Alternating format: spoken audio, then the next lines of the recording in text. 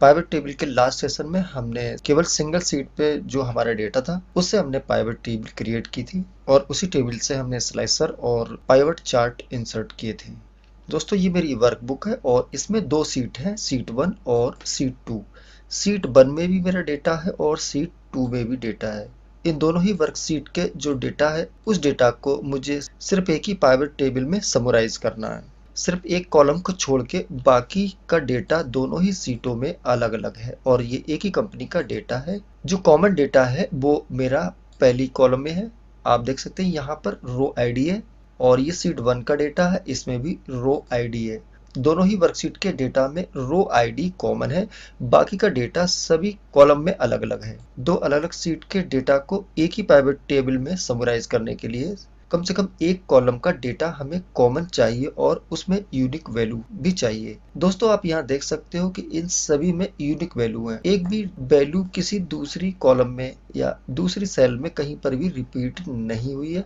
ये मेरा already check किया हुआ है और डेटा भी क्लीन है। इसी तरह से सीट 1 का भी डेटा है, इसमें भी सारी की सारी वैल्यू यूनिक है और सेम है। चलिए दो अलग अलग वर्कशीट पे जो डेटा है इसको हम किस तरह से सिंगल पाइवट टेबल में समराइज करते हैं, चलिए हम स्टार्ट करते हैं।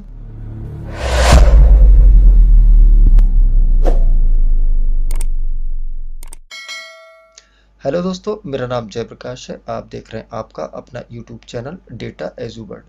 दोस्तों मेरे पास दो टेबल हैं और दोनों ही टेबल अलग अलग वर्कशीट पर है। एक सीट 1 पर है, एक सीट 2 पे है। सबसे पहले हम ये चेक कर लेते हैं कि हमारा जो डेटा है वो किस फॉर्मेट में है। तो ये एक जनरल टेबल का फॉर्मेट है, लेकिन मुझे इस डेटा को एक्सेल टेबल फॉर्मेट में कन्वर्ट करना है।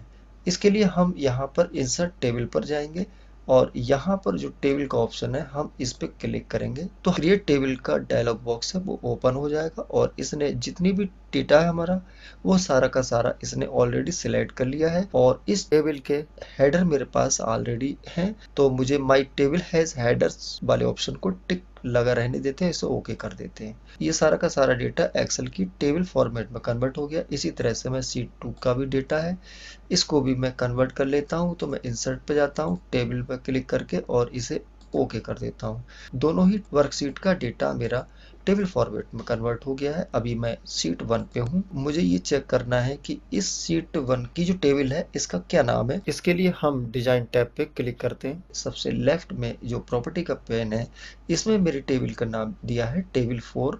तो इसको मैं कोई नाम दे देता हूँ। इसको मैं डेटा 1 के नाम से इस टेबल का नाम दे देता हूँ और सीट 2 है इसका भी नाम मैं डेटा 2 कर देता हूँ।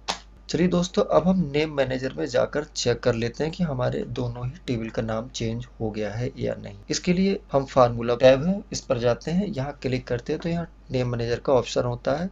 मैं यहाँ क्लिक करता हूँ तो जैसे ही मैं यहाँ क्लिक करता हूँ तो हमारी जो टेबल के नाम है वो यहाँ पे ऑलरेडी दिखाई दे रहे हैं, डेटा 1 और डेटा 2 के नाम से। ठीक है, चलिए अब हम इन दोनों ही टेबल के यानी कि दोनों वर्कशीट पे उपलब्ध डेटा को समराइज करने के लिए हम एक पाइवट टेबल इंसर्ट कर लेते हैं। इसके लिए मैं सबसे पहले शीट 1 पे जाता हूँ, यहाँ पे क्लिक करता हूँ कहीं पर भी डेटा पे और पाइवट टेबल ऑप्शन पे क्लिक करते हैं तो हमारा पूरा का पूरा डेटा यहाँ पर सिलेक्ट हो जाता है। चूंकि हमारा डेटा एक टेबल फॉर्मेट में कन्वर्ट हो गया इसलिए उस टेबल का नाम मैंने इसका नेम चेंज कर दिया था, इसका नाम डेटा 1 के नाम से है।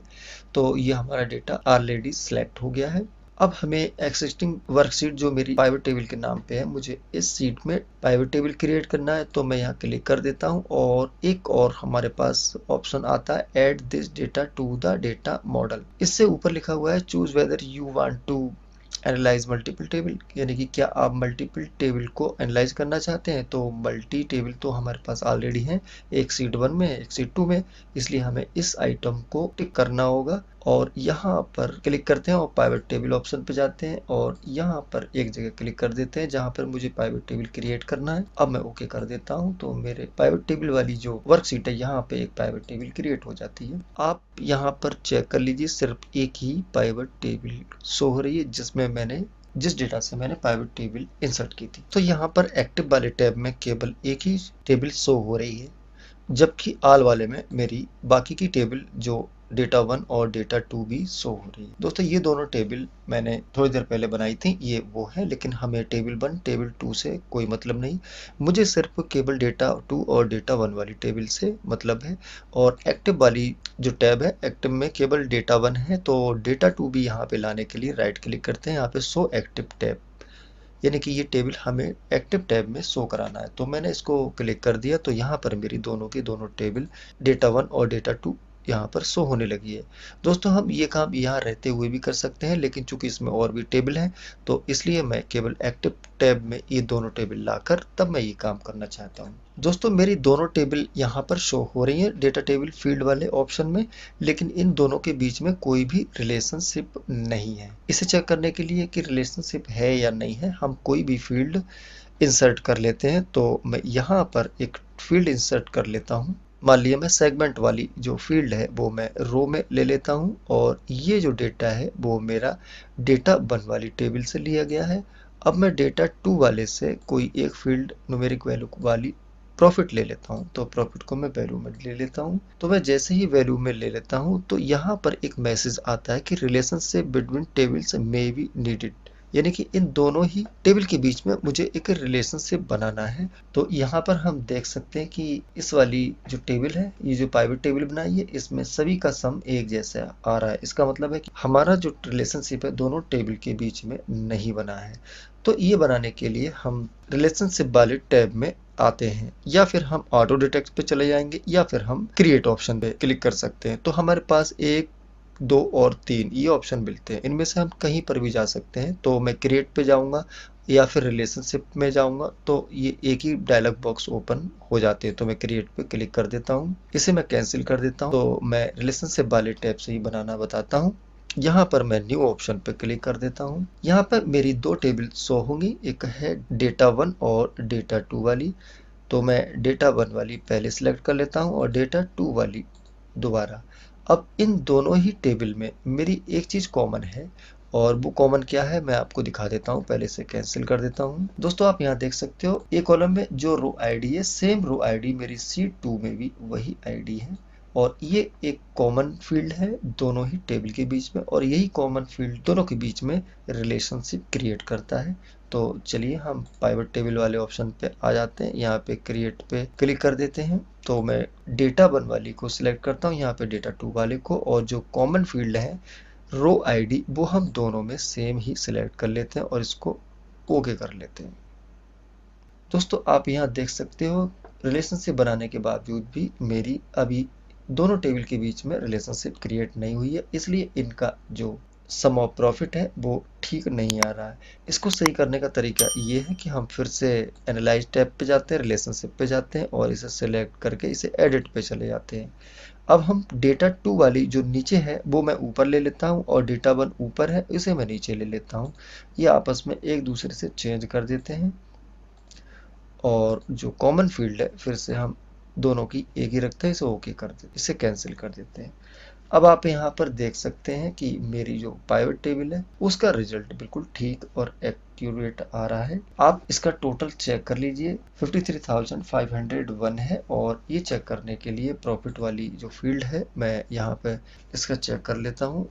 तो मैं पूरा कॉलम सेलेक्ट कर लिया है, आप यहाँ पे चेक कर सकते हैं 53,501 टोटल आ रहा है। इसका मतलब मेरी अब इन दोनों के बीच में रिलेशनशिप भी बन गया है और एक्यूरेट रिजल्ट भी देने लगा है। दोस्तों हम यहाँ पर देख सकते हैं कि दोनों ही टेबल अलग अलग हैं, लेकिन दोनों के बीच में कनेक्शन होने की वजह से अब हम दोनों का डेटा एक साथ समराइज कर सकते हैं, क्योंकि हमारे पास एक कॉमन कॉलम था जो रो आईडी के नाम से था, वो हमारा दोनों में आ गया है। चलिए दोस्तों इसमें हम कुछ फिल्टर भी यूज कर लेते हैं। तो दोस्तों इसमें से एक फील्ड मैं कोई भी ले लेता हूँ।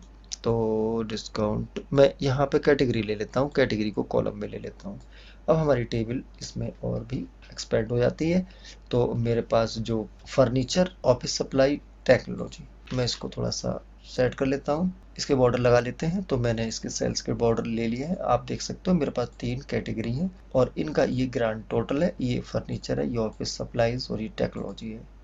चलिए दोस्तों हम इसमें चार्ट इंसर्ट कर लेते हैं। तो मैं पाइवट टेबल पे क्लिक करता हूँ, एनालाइज टैब पे पहुँचते हैं, और यहाँ पे पाइवट चार्ट का ऑप्शन है, इस पे क्लिक जैसे ही करते हैं तो insert chart dialog box open हो जाता है। तो हम बाय डिफ़ॉल्ट जो ऑलरेडी हमारे डेटा के अकॉर्डिंग जिस चार्ट की ज़रूरत है वो ऑलरेडी इसमें सेलेक्ट हो गया है।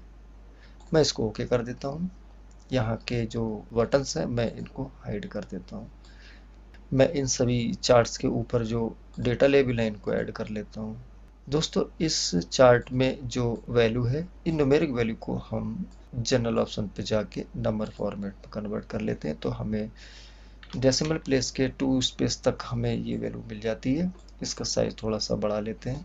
दोस्तों इस तरह से हम दो अलग अलग सीट में बनी टेबल्स को एक सिंगल पाइवट टेबल में समराइज कर सकते हैं। लेकिन कंडीशन ये है कि दोनों ही टेबल में कोई एक कॉलम कॉमन होना बहुत ज़रूरी है और उसकी जो वैल्यू है वो यूनिक वैल्यू होना चाहिए।